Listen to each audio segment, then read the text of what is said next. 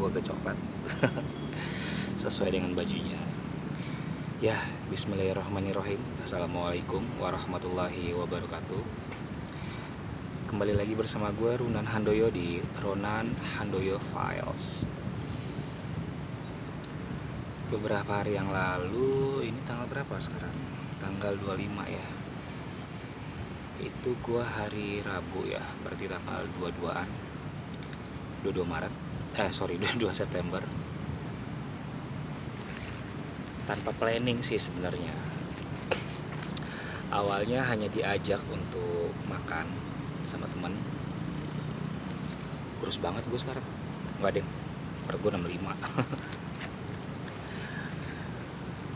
Diajak makan di sekitar Tangerang lah ya, di Alam Sutra gitu, di Pasar 8. Tiba-tiba temanku malah bilang, iseng nih jalan yuk. Mana kek? Udahlah, planning tadinya ke Bogor, nggak taunya bablas ke Bandung.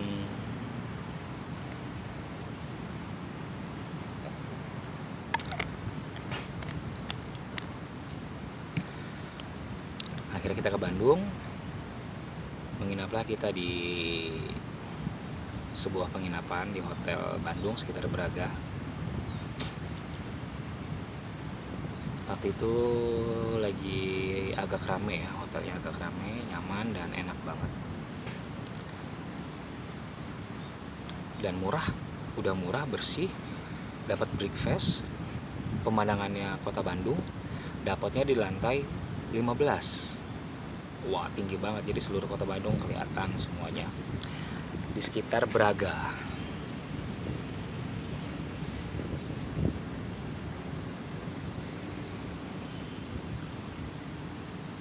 Yang gue bersyukurnya,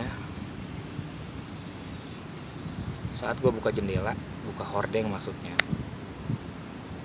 gue ngeliat ada satu bangunan. Jadi jaraknya tuh nggak jauh banget dari hotel, dari penginapan kita gitu loh. Gue ngeliat sebuah bangunan tua yang awalnya gue kira tuh bukan hanya bangunan biasa gitulah, hanya sebuah bangunan yang udah mungkin yang udah lama gitu. Nggak taunya jreng kebuka, itu adalah bangunan zaman kolonial alias zaman Belanda. Karena itu udah malam, gue cuma ngeliatin aja dari dalam penginapan, tapi gue belum mau buka apapun gitu. Gue belum mau berinteraksi dengan apapun karena capek. Dari Tangerang ke Bandung itu kita berangkat jam berapa ya? Sore. Mau asar ya. Nyampe Bandung itu sekitar jam 10, jam 11-an. Jam 10, jam 11-an gue udah capek banget, tapi gue tetap ngeliat gitu bangunan itu dan penasaran. Temen gue tidur. Temen gue lagi pada tidur, kita bertiga di situ. Temen gue lagi pada tidur karena kecapean. Ya gue udah ayo dong, buru pagi dong, keburuan pagi gitu. Gue pengen tahu ini gedung apa gitu. 5:30 orang masih pada ngorok gitu kan. Gue udah turun, gue jalan-jalan keliling-keliling, tapi gue belum menemukan dan mendatangi gedung yang kelihatan dari penginapan gue, belum.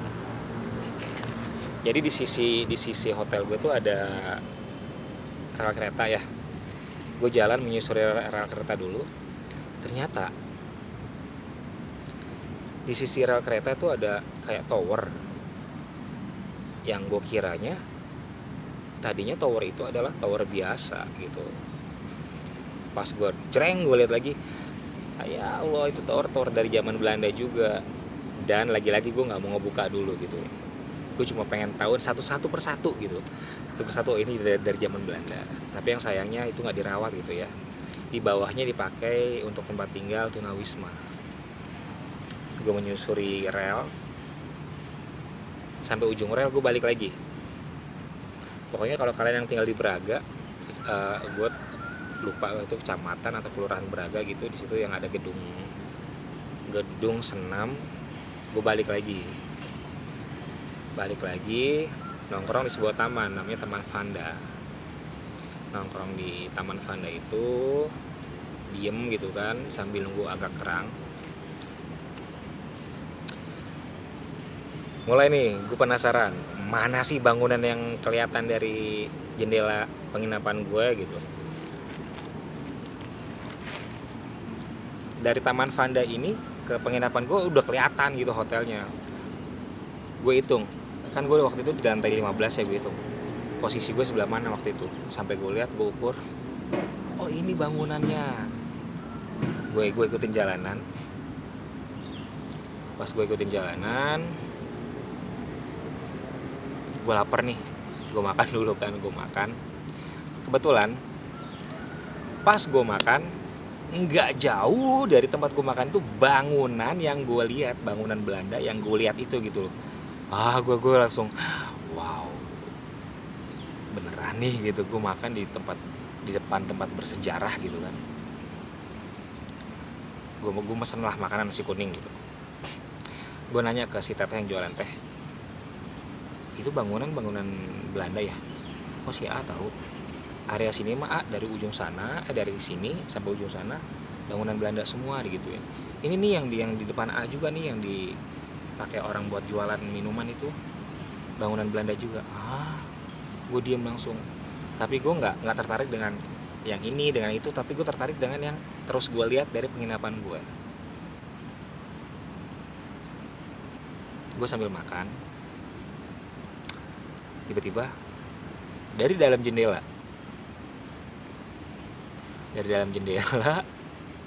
berdiri sosok laki-laki, umurnya sekitar 40 tahunan, pakai baju zaman dulu lah, tapi kayak ada beltnya, apa sih yang belt gini nih, yang tali 2 yang begitu. Dia begini tangannya gitu, jelas banget dari dalam jendela tangan dia begini, seolah-olah sini masuk gitu. Maaf ya kalau ada suara-suara mesin, lagi ada pengerukan danau. Tangannya begini seolah-olah ngajak gue masuk. Gue langsung kaget, gue berhenti makan, gue langsung ngomong,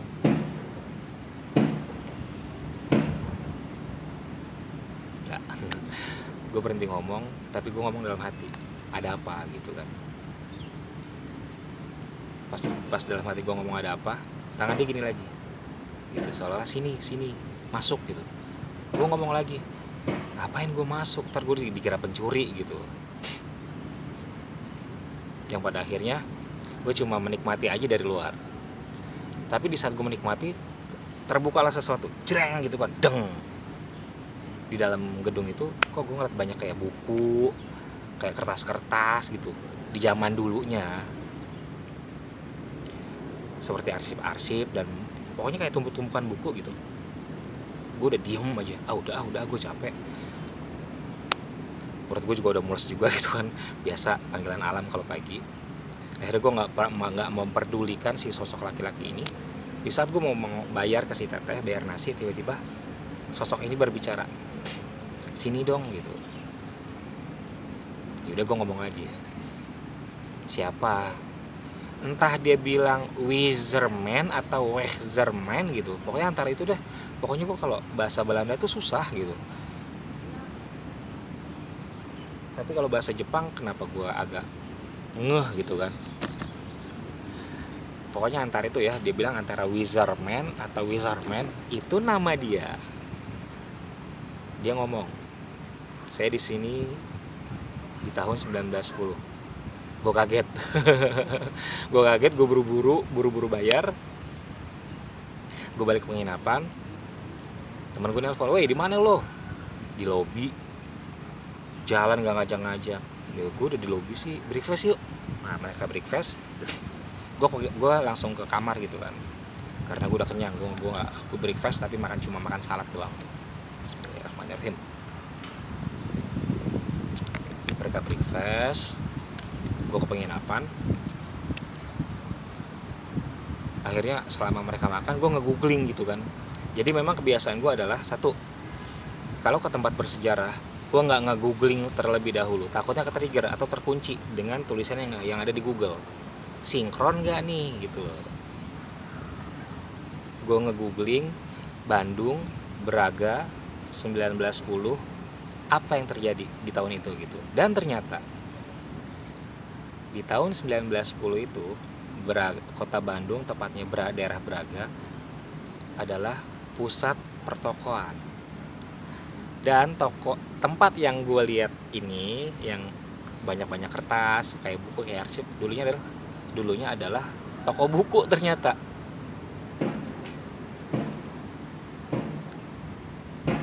Akhirnya terjawab lah sudah kenapa di dalamnya tuh banyak kertas, banyak buku, banyak kayak arsip gitu. Itu toko buku ternyata. Yang mungkin pemiliknya itu adalah si bapak Weatherman itu, entah Weatherman, susah sih namanya, cuma dia bilang Weatherman gitu ya. Udah terjawab semuanya. Ternyata Braga di tahun 1910 di zaman kolonial adalah pusat pertokoan. Itu toko buku. Itu. Gue sambil minum, dari atas gue pandangin lagi, nanti kalian lihat videonya ya, malamnya seperti apa, siangnya seperti apa. Kalau kalian yang tinggal di sana pasti tahu itu toko tempat apa gitu. Nanti gue tunjukin videonya ya. Gue pandangin lagi dari sofa bed di jendela penginapan gue pandangin lagi. Saat gue pandang, tiba-tiba yang tadinya jalanan itu banyak motor, mobil, angkot padat, kok sepi gitu. Jadi sepi. Beng, kebuka lagi. Aduh, apa lagi gitu kan. Di jalanan, padahal itu jalan raya ya, gue ngeliat ada sosok perempuan Belanda, pakai baju kayak warna-warna krem gitu, krem antara entah krem atau orange, agak jauh, tapi jelas dia jalan di tengah jalan, seolah nggak memperdulikan tuh ada banyak kendaraan gitu. Di saat dia jalan, hilang semua kendaraan.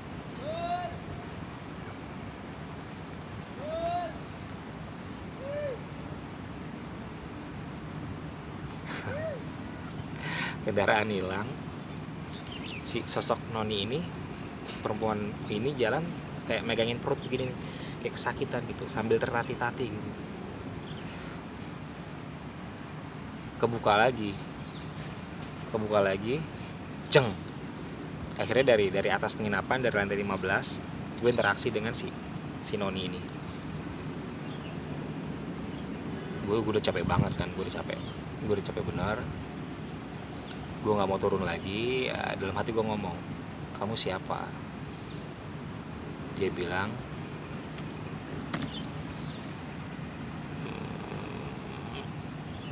kemana sih, sini aja kali ya, atau kesini? Baiklah, nggak apa-apa ya, sini aja ya. Dia bilang, nama saya Mary, tapi tulisannya tuh Marie, tapi dia nyebut diri itu Mary. Bahasa Indonesia itu lancar gitu, nggak kayak orang Belanda, lancar banget, kedengaran di telinga gue, lancar bener. Mary, kamu kenapa Mer? Dalam hati gue kan ngomong, hai.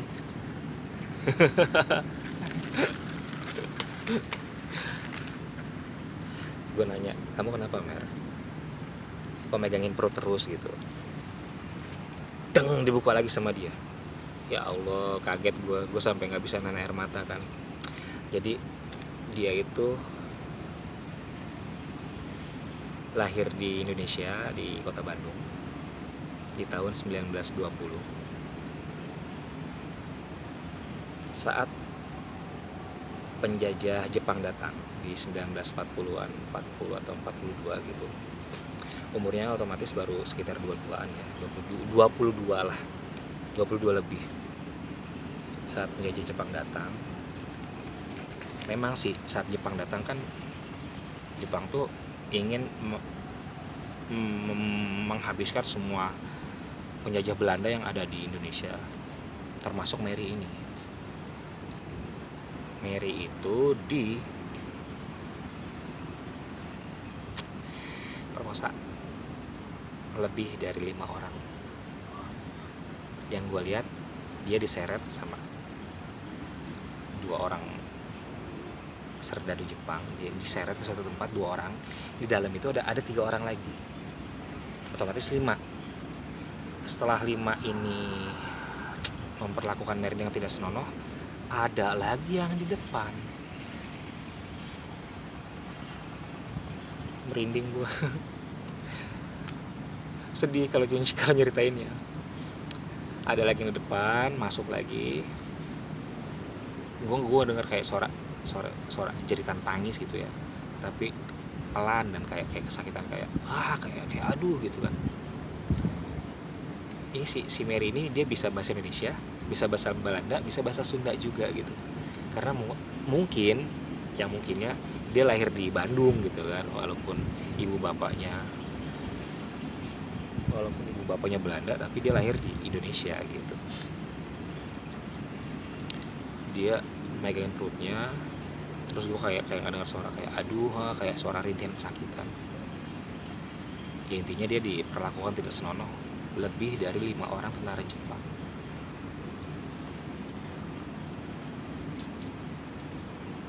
Jepang itu datang ke Indonesia hanya sebentar, tapi kejamnya nauzubillah melebihi dajjal. Bahkan almarhum mbah gue yang Bayi Ambar, dia tuh ngalamin 2 masa penjajahan Belanda dan juga Jepang. Bahkan sempat mau dilamar sama serdadu Belanda, mbah tuh lari ke dalam hutan. Umurnya waktu itu masih 12 tahun, kata mbah, 12 atau 10 tahun, tapi dilamar. Wah, nenek gue tuh dulu kembang desa cantik banget ya. Jadi si Mary ini diperlakukan tidak senonoh lebih dari 5 orang tentara Jepang, yang pada akhirnya dia meninggal. Setelah meninggal pun mayatnya diperlakukan tidak layak, diseret-seret. Yang gue lihat mayatnya diseret gitu ke jalanan.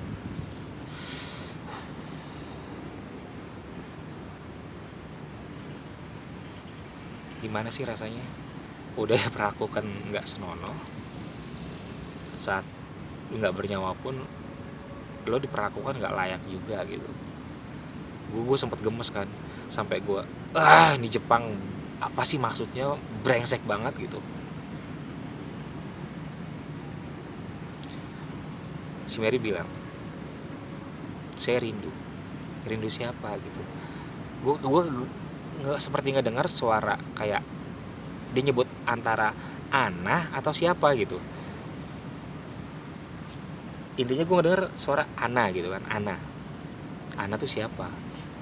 Akhirnya dia nyebut nama panjang, Juliana atau Yuliana gitu ya. Itu siapa? Ibu, kata dia. Ibu.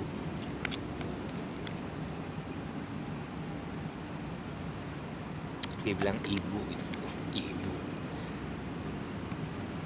Ternyata si Ana atau Juliana ini itu adalah babysitternya dia. Rakyat pribumi yang jadi babysitternya dia gitu. Tapi dia menganggapnya ibu karena sudah dari kecil dia sudah dirawat sama si Ana atau Juliana gitu. Sehingga dia bisa bahasa Indonesia dan bisa bahasa Sunda, diajarin sama si Ana ini. Gue sempat nanya, loh, ibu bapak kamu mana? Dia nyebut ibunya tuh mamah gitu kan, mamah, terus papanya tuh ya papah gitu kan. Dibuka lagi, ternyata orang tua dia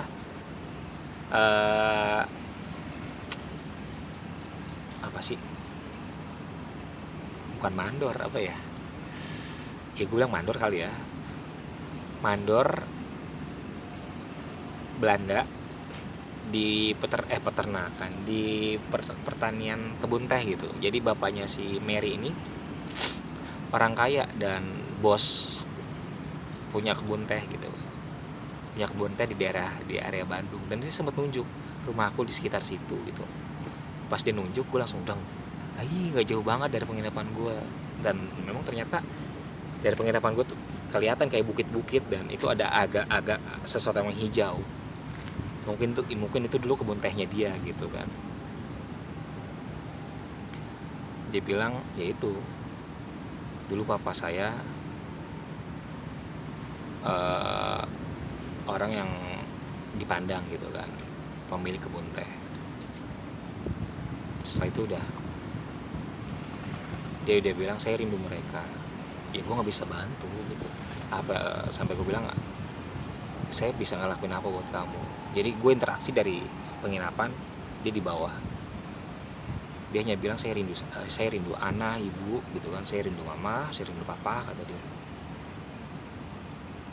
Mereka di mana sekarang? Ya gue nggak tahu. Yang pada akhirnya gue bilang, maaf Mer, saya nggak bisa apa-apa gitu.